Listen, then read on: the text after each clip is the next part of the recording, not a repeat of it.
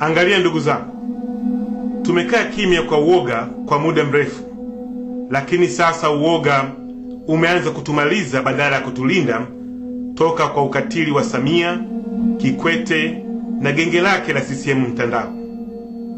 Video inayofuata inaonyesha ukatili ambao Abduli mtoto Samia anawafanyia ndugu zetu aliyowateka.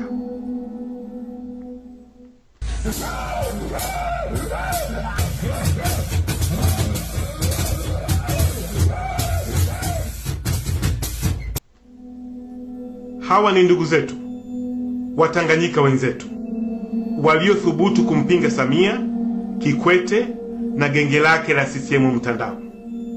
Ndugu zangu, tusipotoka Oktoba 29, wataendelea kutunyofoa mmoja mmoja mpaka watumalize wote. Watanzania, tukutane kwa rodi tarehe 29. Mwenyezi Mungu atubariki.